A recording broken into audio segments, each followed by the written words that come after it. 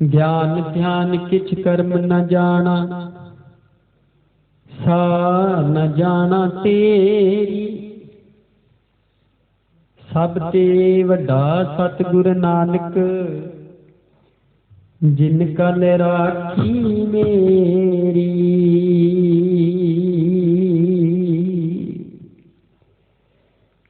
सतनाम वाहिगुरु साहिब जियो।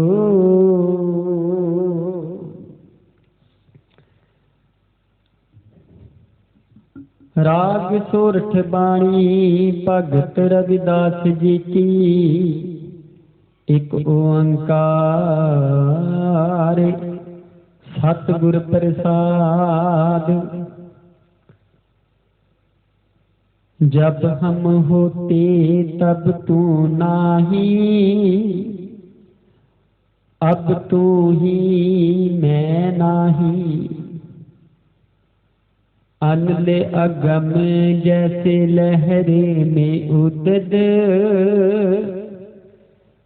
जल केवल जल माही। जब हम होते तब तू नाही, अब तू ही मैं नाही। अनल अगम जैसे लहर में उदद, जल केवल जल माही। माधवी क्या कहिए भ्रम ऐसा, जैसा मानिए हुई ना तैसा। रहाऊ नरपत एक सिंहासन सोया, सुपने पिया भिखारी। अछत राज बिछरत दुख पाया, सोगत पई हमारी। राज पुयांग प्रसंग जैसे है, अब कछ मर्म जनाया। अनिक कटक जैसे फूल परे, अब कहते कहन ना आया। सर्वे एक अनेक स्वामी, सब कट भोग वै सोई। कह रविदास हाथ पै नीरै, सहजे हुए सोई। सर्वे एक अनेक स्वामी, सब कट भोग वै सोई। कह रविदास हाथ पै नीरै, सहजे हुए सोई। वाहिगुरु जी का खालसा, वाहिगुरु जी की फतेह। राग सूरत बाणी भगत रविदास जी की।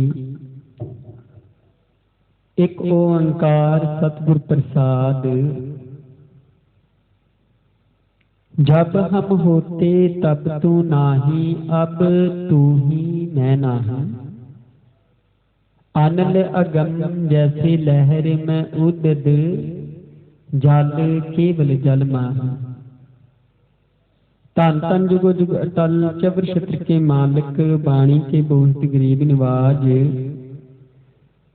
दीन दुनी के दाते सर्ब नवासी, श्री गुरु ग्रंथ साहिब जी साजी नमाजी गुरु प्यारी गुरु सवारी गुरु रूप साध संगत जीओ। वडभागे आ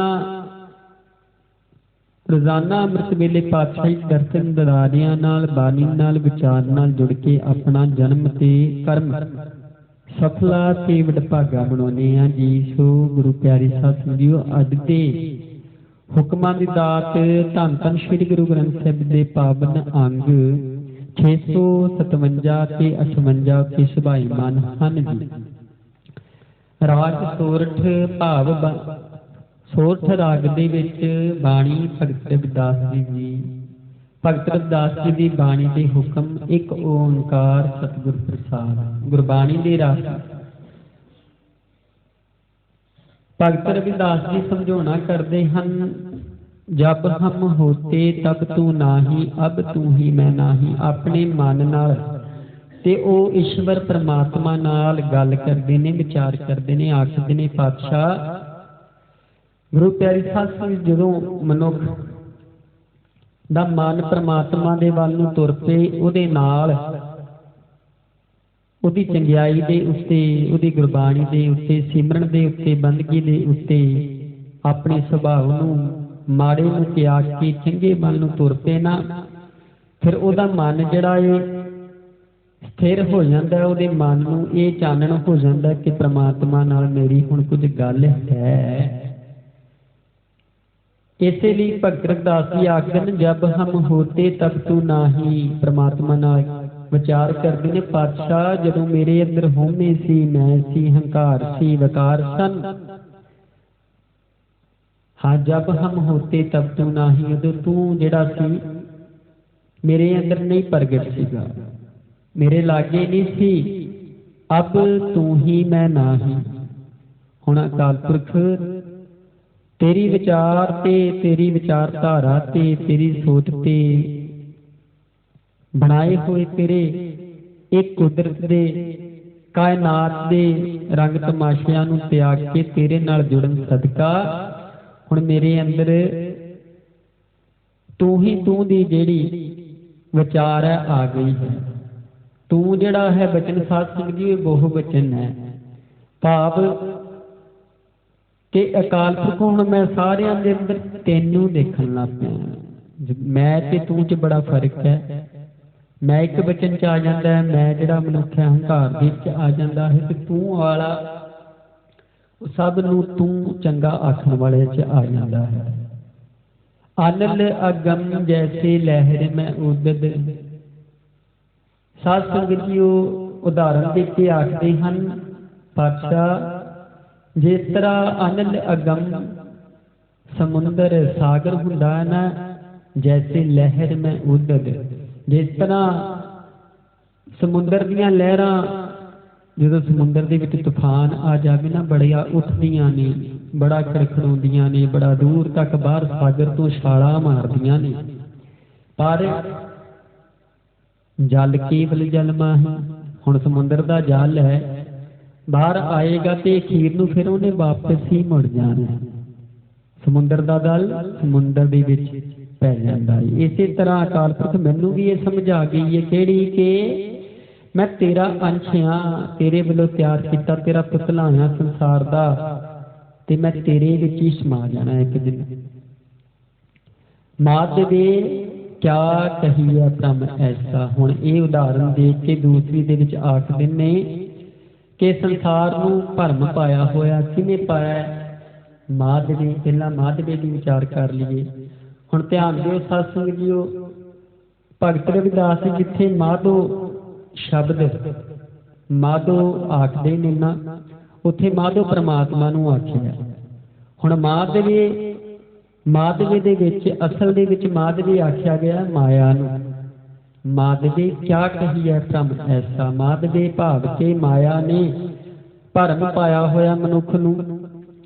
ਹੁਣ ਭਰਮ ਕਿਸ ਦਾ ਧਿਆਨ ਦਿਓ। ਹੁਣ ਗੁਰੂ ਪਿਆਰੇ ਸਾਹਿਬ ਜੀ ਜੋ ਦੀਵਾਲੀ ਆ ਰਹੀ ਹੈ ਨਾ, ਹੁਣ ਮਨੁੱਖ ਨੇ, ਇਹ ਮਨੁੱਖ ਦੀ ਬਣਾਈ ਰੀਤ ਹੈ, ਸਾਡੀ ਬਣਾਈ ਹੈ, ਸਾਡੇ ਵੱਡਿਆਂ ਦੀ ਰੀਤ ਬਣਾਈ ਹੈ ਕਿ ਸੰਸਾਰ ਦੇ ਉੱਤੇ ਇਹ ਜਿਹੜੀ ਮਾਇਆ ਹੈ ਨਾ, ਮਾਇਆ ਦੀ ਵੀ ਪੂਜਾ ਕਰਨੀ ਚਾਹੀਦੀ ਹੈ। ਤੇ ਅਸੀਂ ਕਰਦੇ ਵੀ ਹਾਂ। ਹੁਣ ਦੀਵਾਲੀ ਨੂੰ ਵੇਖਿਓ, ਸਜਾ ਕੇ ਦੀਵਾਲੀ ਦੇ ਨਾਲ ਮਾਇਆ ਜਿਹੜੀ ਹੈ, ਜਿੰਨੇ ਵੀ ਮਾਇਆ ਦੇ ਕੰਗਣ ਨੇ, ਜੋ ਵੀ ਇਹ ਗਹਿਣੇ ਨੇ, ਗੱਟੇ ਨੇ, ਸਭ ਰੱਖ ਕੇ ਮਾਇਆ ਦੀਆਂ ਥੱਲੀਆਂ ਰੱਖ ਕੇ ਉਹਦੀਆਂ ਕਰਨ ਵਾਲਿਆਂ ਨੇ ਪੂਜਾ ਕਰਨੀ ਹੈ। ਉਹਦੀ ਪੂਜਾ ਕਰਨ ਲੱਗ ਪਿਆ ਮਨੁੱਖ।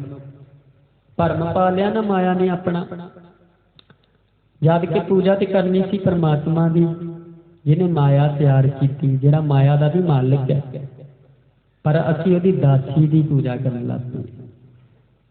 ਹੁਣ ਬਾਣੀ ਦੇ ਵਿੱਚ ਪਾਤਸ਼ਾਹ ਜੀ ਆਖਦੇ ਹਨ, ਤੰਤਰ ਸ੍ਰੀ ਗੁਰੂ ਗ੍ਰੰਥ ਸਾਹਿਬ ਜੀ ਦੇ ਦਰਜ ਹੈ 229 अंग से, चेरी की सेवा करे ठाकुर नहीं दिसै, पोखर नीर विरोधी है माखन नहीं दिसै।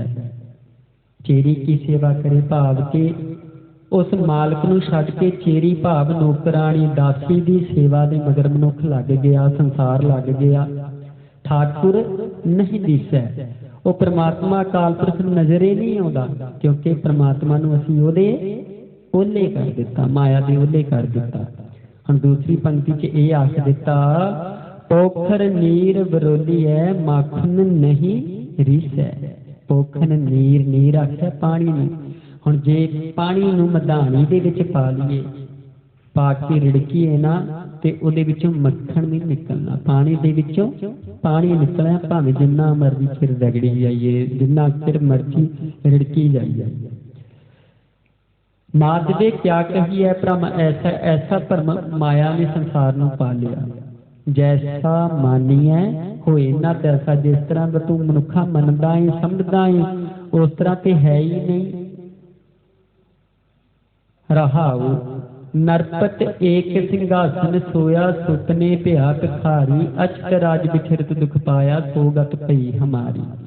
हुण इस उदाहरण दे विच आखदे हन, जिस तरह माया ने किस तरह भरम पाया होया है। नरपत एक सिंहासन सोया, एक राजा उदाहरण दे के आखदे हन, बड़ा अमीर माया धारी प्रजा वाला राजा जिहड़ा ये अपने सिंहासन ते अपने पलंग ते सुता है ना, सुपने पे भिखारी, नींद गूढ़ी आ गई। हुण असीं गुरु प्यारी साध संगत जी जदों सोईए ना, किते थके टुटे होईए ते नींदर गूढ़ी आ जाए, फिर सुपना जदों आउंदा इस तरह सुपने दे विच जाप लगदा है कि जिस तरह सुपना साडे नाल बीतदा पिया असल जिंदगी दे विच।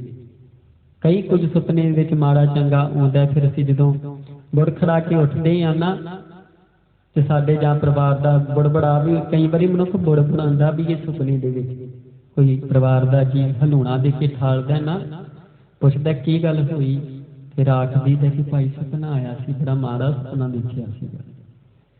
नरपत एक सिंहासन सोया, सुपने भया भिखारी, उस राजे नूं इस तरह जापिया कि मैं सुपने दे विच भिखारी हो गया आ, मंगता बन गया। ये की हो गया मेरे नाल, अछत राज विछरत दुख पाया। अछत एडा वड्डा मेरा राज सी, एडी मेरी प्रजा, हाथी घोड़े सैनिक, इन्ने मेरे जगह संसार दे उत्ते विशरत विछोड़ा पै गया ना, सुपने दे विच दुख पाया, दुख होया बड़ा मन नूं, सो गत पई हमारी। पातशाह जी आखदे ने साडी गत भी ओही जी है, भाव कि मनुख भी जिहड़ा परमात्मा तो दूर हो के माया दे विकारां भरमां दे विच अपने आप नूं इस सुपने दे विच, सुपने दे न्याय गर्क कर लिया मनुख ने। राज भोए अंग प्रसंग जैसे है, अब कछ मर्म जनाया। जिस तरह पातशाह जी आखते हैं, राज भोए अंग प्रसंग जैसे, जिस तरह ये राजे का प्रसंग है भाई, अब कछ मर्म जनाया। मन नूं जे किसी नूं सुन के विचार ये ठेस लग जाए, अब कछ मर्म जनाया। अनिक कटक जैसे भूल परे, अब कहते कह न आया। भाव अनिक कटक जिस तरह हुण एक सोने की कोई डली हो गई, गुरु प्यारी साध संगत जी, पहला तो सोने की डली दे विचों असीं कीमती गहने बना लीए, कोई भी वस्तुआं छोटियां छोटियां नूं तोड़ के बना लीए ते गुरु प्यारी साध संगत जी समां पा के वो वस्तुआं फिक्कियां पै जाण, उन्हां दे विच खराबी होनी शुरू हो जाए, साल पक ते फिर उस नूं पंगला के उहदी फिर वही डली बन जाएगी, भावें 10 साली तो भावें 50 साली बना लीए। अनिक कटक जैसे भूल परे, इसी तरह अकाल पुरख जिस तरह वो सोने दे विचों, उस डली दी सोने दी डली दे विचों गहने बन गए सन, समा पा के फिर वो डली दी डली बन गई, उन्होंने इकट्ठा कर लिया जा सकता। इसी तरह असी तेरे मनुख जिहड़े आ, अनिक कटक जैसे भूल परे, असी भी इस संसार दे रंग तमाशिਆਂ ਦੇ ਵਿੱਚ ਤੈਨੂੰ ਭੁੱਲ ਗਏ ਆ, ਪਰ ਅਖੀਰ ਦੇ ਵਿੱਚ ਤੇਰੇ ਵਿੱਚ ਹੀ ਸਮਾ ਜਾਵਾਂਗੇ।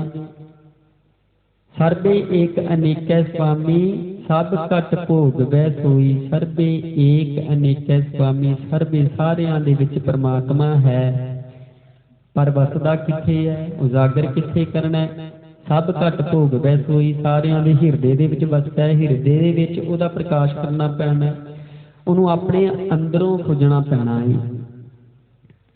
ਬਾਰੂ ਕੀ ਭੀਤ ਬਣਾਈ, ਰਚ ਪਚ ਰਹਿਤ ਨਹੀਂ ਵਿਚਾਰ। ਇਸ ਸੰਸਾਰ ਦੇ ਉੱਤੇ ਮਨੁੱਖ ਅਕਾਲ ਪੁਰਖ ਨੂੰ, ਪ੍ਰਮਾਤਮਾ ਨੂੰ ਆਪਣੇ ਮਨ ਦੇ ਵਿੱਚੋਂ ਉਜਾਗਰ ਕਰਨ ਦੀ ਬਜਾਏ ਕੀ ਕਰਦਾ ਹੈ?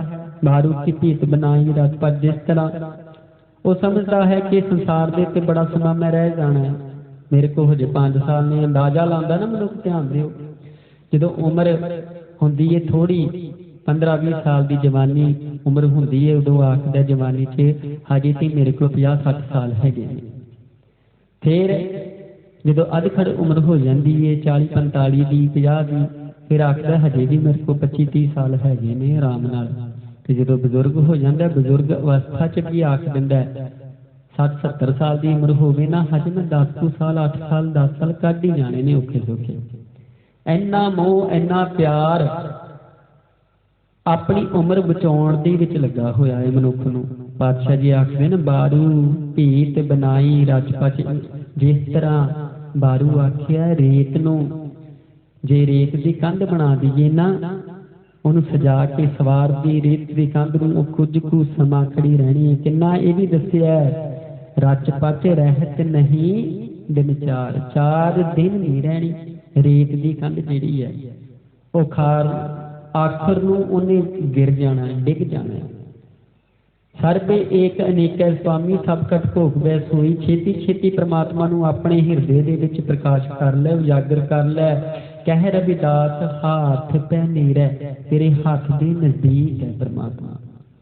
ਆਪਣਾ ਹੱਥ ਕਰਕੇ ਆਪਣੇ ਮਨ ਦੇ ਨਾਲ ਪ੍ਰਮਾਤਮਾ ਨੂੰ ਪ੍ਰਾਪਤ ਕਰ ਸਕਦੇ ਆ। ਸਹਿਜੇ ਹੋਏ ਸੋ ਹੋਈ, ਪਰ ਸਹਿਜੇ ਹੋਏ ਸੋ ਹੋਈ। ਸਹਿਜ ਅਵਸਥਾ, ਠਹਿਰਾਓ ਟਿਕਾਊ ਮਨ ਦੇ ਵਿੱਚ ਜਿਸ ਦਿਨ ਆ ਗਿਆ, ਫਿਰ ਇਹ ਜਿਹੜੀ ਅਵਸਥਾ ਤੇਰੇ ਅੰਦਰ ਆ ਗਈ ਪ੍ਰਮਾਤਮਾ ਨੂੰ ਪ੍ਰਾਪਤ ਕਰਨ ਦੀ, ਉਹ ਦਿਨ ਤੇਰੇ ਹਿਰਦੇ ਦੇ ਵਿੱਚ, ਮਨ ਦੇ ਵਿੱਚ, ਤੇਰੇ ਘਟ ਦੇ ਵਿੱਚ ਪ੍ਰਮਾਤਮਾ ਆਪ ਆਣ ਬੈਠੇਗਾ ਜੀ। ਵਾਹਿਗੁਰੂ ਜੀ ਕਾ ਖਾਲਸਾ, ਵਾਹਿਗੁਰੂ ਜੀ ਕੀ ਫਤਿਹ। ਇੱਕ ਓੰਕਾਰ ਸਤਿਨਾਮ ਕਰਤਾ ਪੁਰਖ ਨਿਰਭਉ ਨਿਰਵੈਰ ਅਕਾਲ ਮੂਰਤ ਅਜੂਨੀ ਸੈਭੰ। ਗੁਰ ਪ੍ਰਸਾਦ ਜਪ ਆਦਿ ਸਚ ਜੁਗਾਦ ਸਚ ਹੈ ਭੀ ਸਚ। ਨਾਨਕ ਹੋਸੀ ਭੀ ਸਚ। ਸਤਿਨਾਮ ਵਾਹਿਗੁਰੂ, ਸਤਿਨਾਮ ਵਾਹਿਗੁਰੂ।